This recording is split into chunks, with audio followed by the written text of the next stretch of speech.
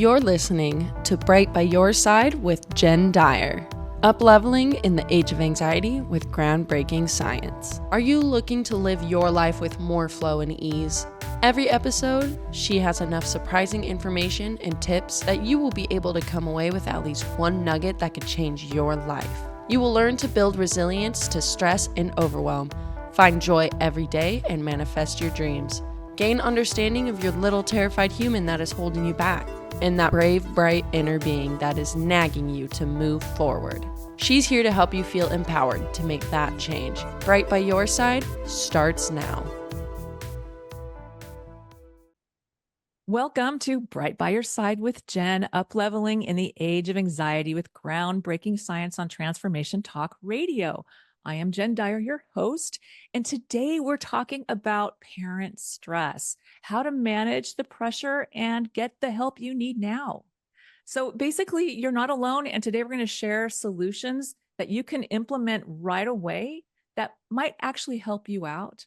So the reason we're doing this, the Surgeon General released a report called Parents Under Pressure, where he outlined the mental health crisis among parents and how it profoundly affects their children's mental health, right? So we're talking two generations that are really stressed out. 41% of parents say that most days they are so stressed they cannot function. 41%. 48% say that most days their stress is completely overwhelming compared to other adults without kids.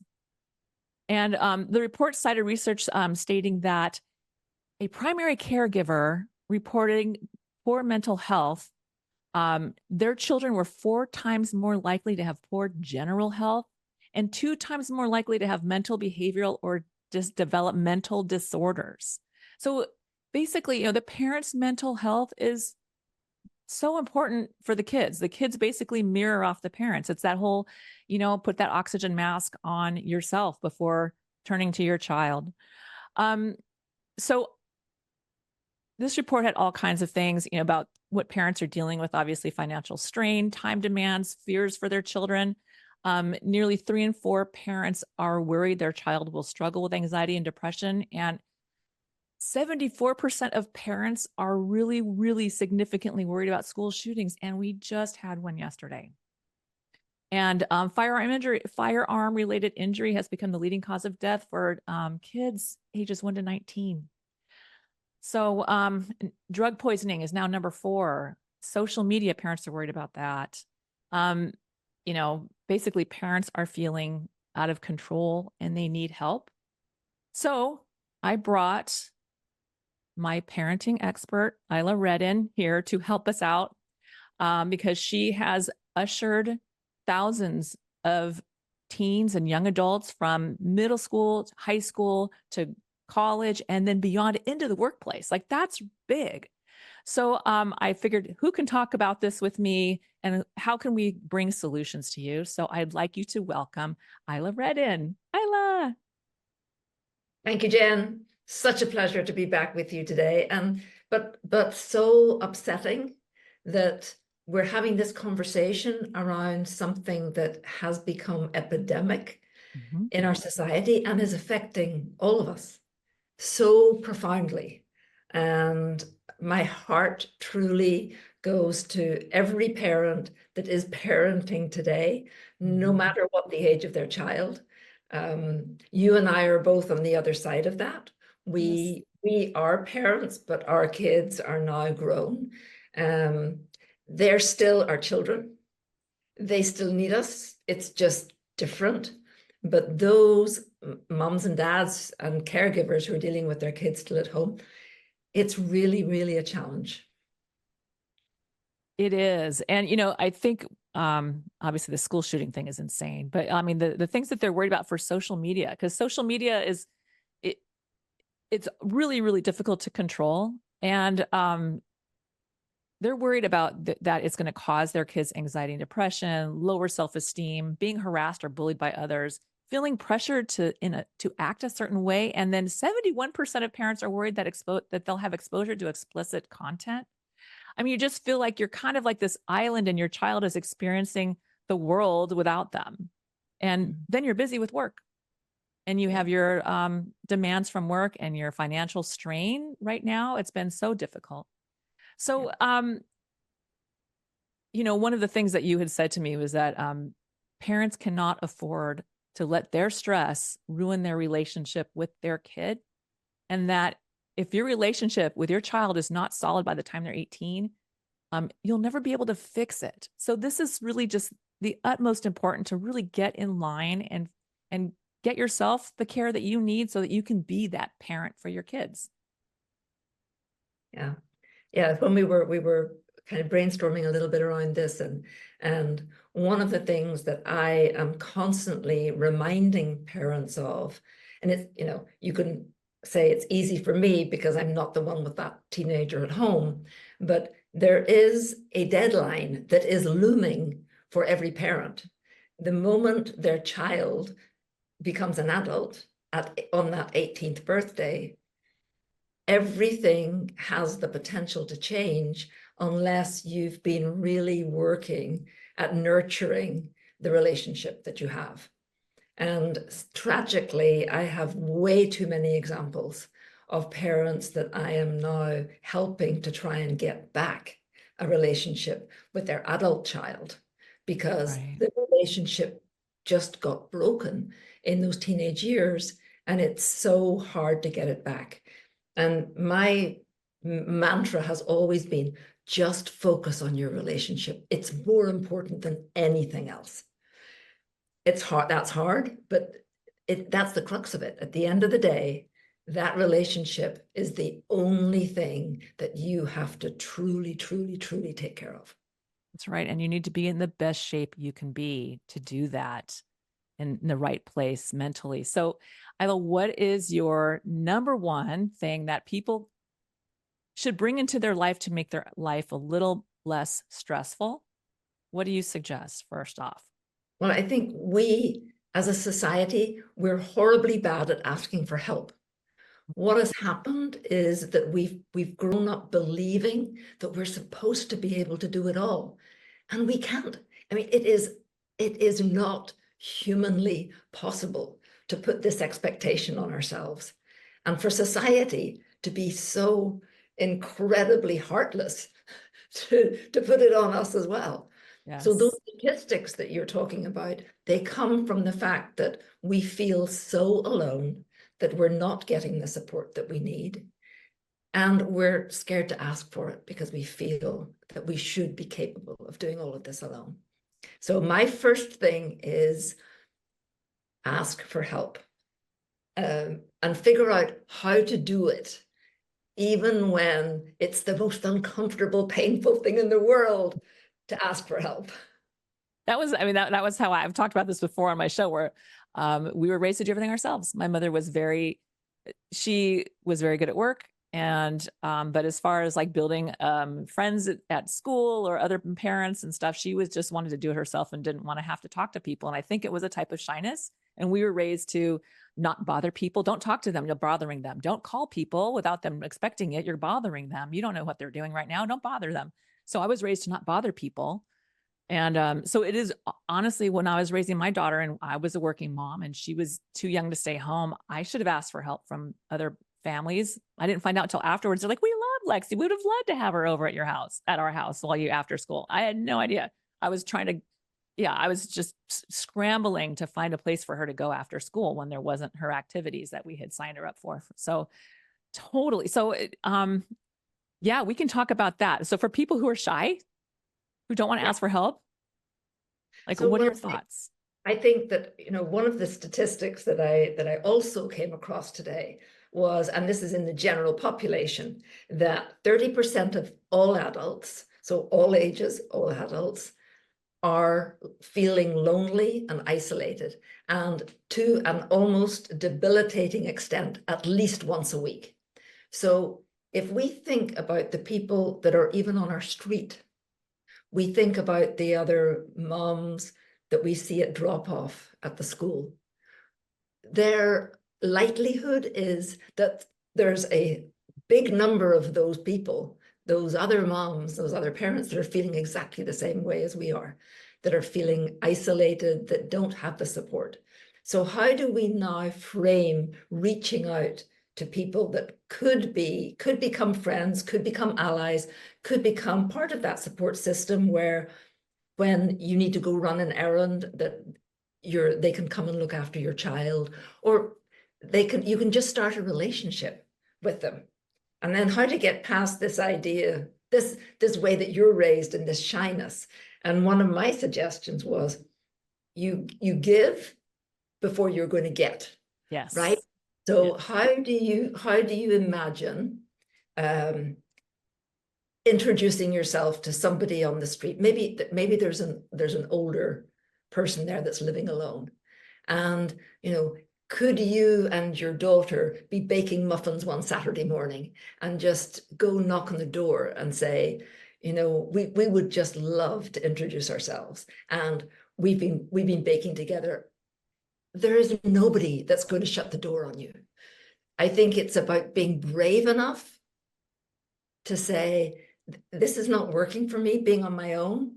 What strategies can I now test to see what works? It's not all going to work, but we're big, we're brave, we can put on our big girl panties and we can do this, right? Because it's important. We've got to do it. Well, and that was a learning for me. I suddenly a world opened up where people really like helping. They love to help people. They do it because it makes you feel good. It makes them feel good. It makes you feel good when you're helping someone else. People really do want to help and they don't know how. I'm sure my mom was like the only single parent. And I'm sure they all wanted to help in some way, but they didn't know how. And they didn't know her because she was always just like doing her thing separately. A lot of that was because she was the only single parent. She didn't feel like she could relate. But you find out people really do want to help. And that's just kind of actually like human nature. And people crave relationships. So when you're walking past people because you don't want to bother them, they're actually kind of hurt by that. And I didn't know that until people would say things to me like, yeah, I thought you were a total B till B until I met you. And I'm like, wow, really? I just thought I didn't want to bother you. And I thought, we thought you were stuck up, or we thought you just didn't like us, and I had no idea that what I thought I was doing right was completely the opposite when it comes to building relationships, building a community that I could lean on. And that and honestly, I enjoy helping other people. How would I know they needed help if I didn't talk to anybody? Exactly. And Yeah. again, that's part of our nature. We want to help others. And you're Yes. absolutely right. We get that dopamine hit from Yes. somebody else. It feels good. That's right. So, but there is an element of just be brave. Yes. Know that we're all craving this connection. We're feeling so isolated and so lonely. We all need it. So you, Mom, could be the brave one to say, I'm going to reach out and I'm going to do that. I'm going to do something this Saturday morning that's going to start to build my own personal community. Well, and it's a great example as modeling for your kid to do something brave. Like, I don't know this lady either, sweetie. Let's go down there and we'll be brave. And who knows, we could change her life. I actually, you start using those words and you kind of make them. And then guess what? It does. It ends up being a beautiful thing. And they're so grateful you showed up.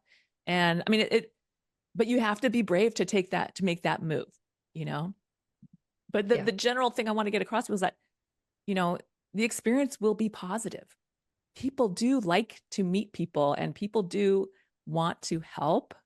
So, and of course, like you said, offering help first. You do that because you get the dopamine hit. But then eventually, after offering help to people, you're going to have this whole group of people who are like, really, they want to help you in some way to kind of pay you back. And that's not why you do it, but it does set you up with a community really quickly. Very quickly. Very quickly. Yes. Yeah. So, we're about to take a break in just a second. So, I want to talk about what we're going to talk about when we come back. We are going to talk about how to build that relationship with your kid. And also cheap and easy self-care. Because, when you say, oh, you need to do self-care, you're just like, oh my God, I don't have time for self-care. Who has time for self-care? I'm running this person to that practice, this person, the thought of self-care to me has always been kind of a joke, honestly, when I was a working mom. So, but I have learned ways to do it and take care of myself. So we want to share some with you that are really easy. And these are all based in neurochemistry. Like we're talking dopamine hits, like for real. These are things slowing down your brain, slowing down your thoughts. It really does relieve anxiety. So we'll take our break in just a second. Actually, we'll take it right now, and then we'll see you in just a minute after the break.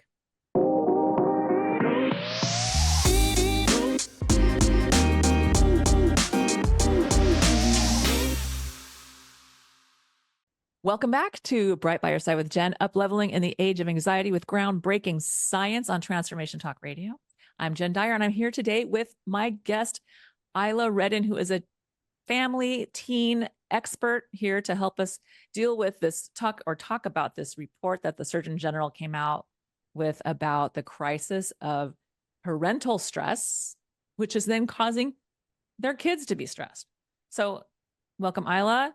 So we left it at, we were going to talk about, we already talked about the need to build a community to lean on. And it's not as scary as you think. You really can do it. Be strong if you're not good at it. I wasn't. I'm better now. So build your village. You need your village. So Isla, we talked about also, so the importance of your relationship with your child and making sure that is solid by the time they're 18. So how do parents make sure that's happening for them? So one of the things that I see so much of is the parents and kids are going in different directions. They're coming in and out of the house. They're barely seeing each other. As the common denominator is the refrigerator. Everybody's there. That's so true. He's opening it and picking stuff out of it. The problem is that we're not using the refrigerator all at the same time. So we're not together. I completely understand that one child's in water polo, another one's in volleyball. That was my kids. Somebody else is in football. Somebody else has got choir. All of this is, but I really want to challenge parents to think about the number of extracurricular activities that their kids are in and the amount of time it's taking away from the family, because this is where the mess truly happens. When parents and kids are not spending enough time together to just be able to share without the pressure of, what did you do today? And did you get an A in that test, or did you get a C? Oh my God, now I've heard you just got an F. What happened? That's not building a relationship. No. Yeah. Relationships are built by spending time together in each other's presence that is calm, where there's an understanding of a kind of a no judgment zone, no criticism zone, but just enjoying the being together. That, for me, has to be dinner time. And it has to happen, in my view, at least 3 times a week. The more, nice, huh? But at least that. Now, in my house, when the kids were growing up, my responsibility was getting dinner on the table. And because I tended to want to cook it, I wasn't a great cook, and I didn't cook anything complex, but I tended to want to cook it. But we have DoorDash, we have Uber Eats, we have drive-through, we have so many different opportunities to get food on the table at the designated time. And then everybody be there. And when we talk about the fact that at 18, these kids are independent and on their own, and if we haven't consolidated the relationship by then, we're going to have a very hard time doing it later. So my first thing is meal times, dinner together at least 3 times a week. So that's one. Second, and then we were talking about how to reduce parental stress, mom stress. And one of the things that, in fact, I honestly have to say that I still do it at times with my kids, and my kids are grown. My favorite music is ABBA. Yeah, who doesn't love to dance to that? Honestly, headphones on, in the kitchen, rocking out, and then taking everybody on the rock and roll with me. Yeah. I still do it. And that's something, every time you move like that, you change Yes. state. You cannot stay down. It can't be, things can't be heavy. And even, my little grandkids, my little grandsons, they love it. It's a dance party, dance party. Right. Dance party. Yeah. And I know people who just the first thing they do is put music on in the morning when everyone's getting ready to leave the house, just to get them in the right frame of mind, not that stress. Oh God, school starts soon. You're bouncing through the house. You're bouncing and you're brushing your teeth. Like they play music throughout the whole house. So music, absolutely. It raises your energy. It raises your vibration. 100%. I have to say my favorite thing for parents to do together, and I did this a lot with my daughter, volunteer as a family.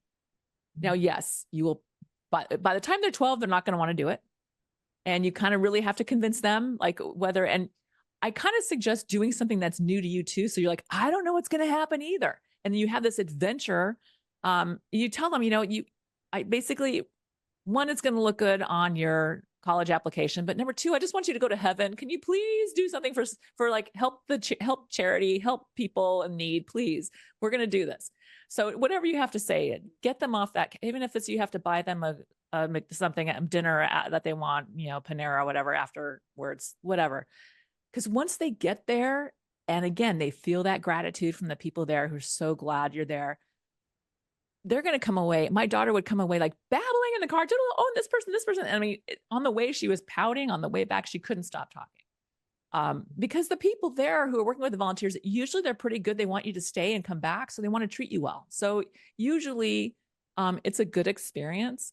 And then you have this adventure where, crazy things can happen. You'll end up with private jokes. Like, if you work at a food bank, maybe you accidentally, the potato bag breaks and gets all over you. They'll laugh at you like forever about that. But, you're laughing together, right? That's the key. Even if you're the butt of the joke and you're like, yeah, whatever, it broke. It wasn't my fault. The fact that you're laughing and talking about something that is not goal related or, chore related or trouble related or failure related, Related in some way, yeah. Yeah. You just need it in those moments of laughter, even if you're the one they're making fun of, but you had the private jokes, and private jokes last your entire life.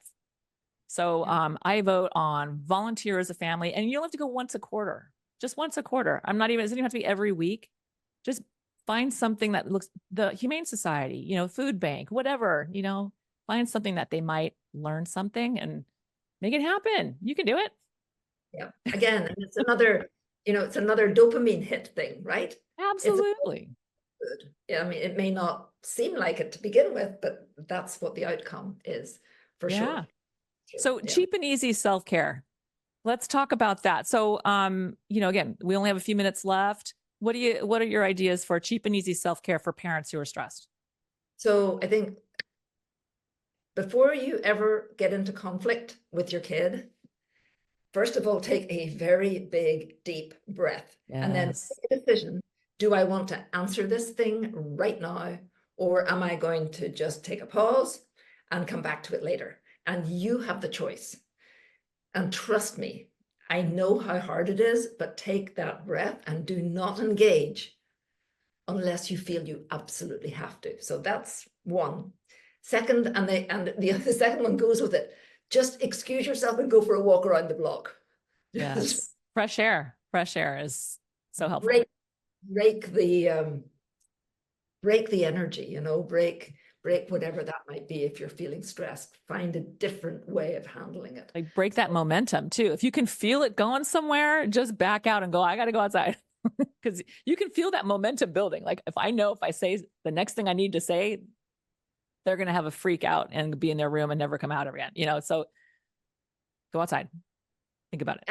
And as you said before, we're always modeling behavior anyway. Yes. So Yes. we stop it when we can feel it's going downhill. We stop it and we say, I'm just going to go outside for a moment. You've taught them. Yes. I can stop it too, and I don't need to engage. So everything you do, you're modeling anyway. Everything. And that's a massive social skill to controlling your anger and controlling your emotions that I feel like kids need. So that's like modeling social skill number one, controlling your emotions in public with other people. Key. Yeah, very, very, very important. And because we're coming close to the end, what I would love to do is conflict comes over all kinds of things. And because the emotional brain of the child, of the teenager, is kind of on fire during these teenage years, it's so easy for them to pick a fight. So easy. And it's very frustrating and difficult for us. So I have a free guide that I know Jen put into the notes here. That's kind of the 10 reasons why you have conflict. And what I would really invite you to do, mums and dads, is just download that, connect with me, come into my community so that I can keep giving you new ideas, tips, strategies to be able to work through some of this stuff. Because what you really want is to find a way where you feel that you're controlling the situation rather than your child being in control of it. Yes, and I have to say, you send out great tips. Yeah, in your email, every once in a while, you'll get this lovely message that you're like, hey, this actually relates to what's happening right now. So great tips, and it's all free. So yeah, absolutely go download Isla's free guide. And if you need help in your family, reach out to Isla.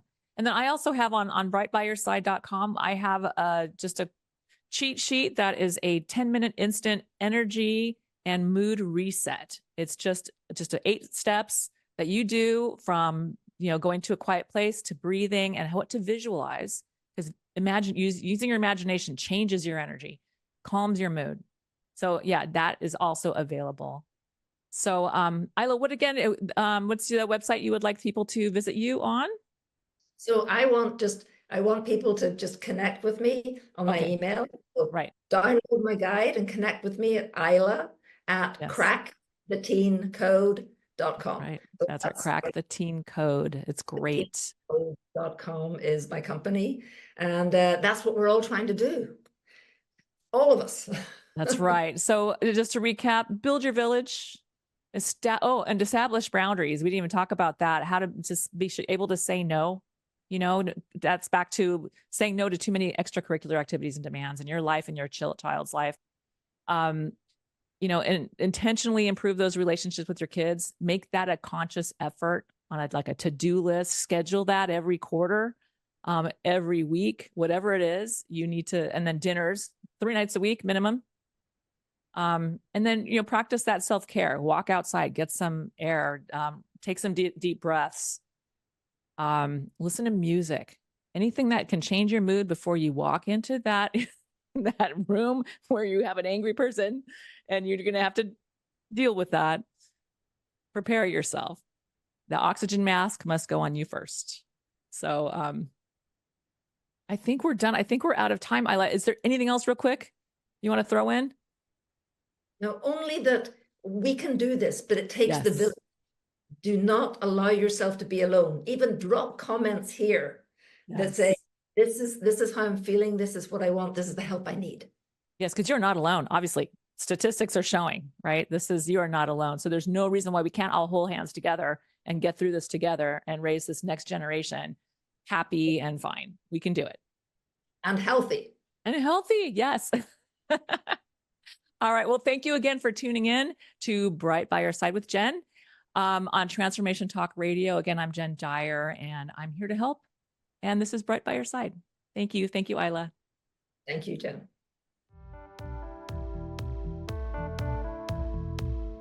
You have been listening to Bright by Your Side with Jen, up-leveling in the age of anxiety with groundbreaking science on Transformation Talk Radio. If you are considering mental health medication for yourself or your child, please try this first. Life skills and gut health are keys to reducing anxiety. Let us show you it's easier than you think. Tune in every Wednesday at 3 p.m. Pacific Time to feel optimistic about your own abilities and learn easy, proven ways to live life with ease. Become resilient to stress, anxiety, and overwhelm, and find joy. We're bringing you solutions to the problems stressing you out. We do the research for you and present it on a silver platter with a side of fun and laughter. Every show will leave you smiling, optimism and joy in real time. To connect with Jen, visit brightbyyourside.com.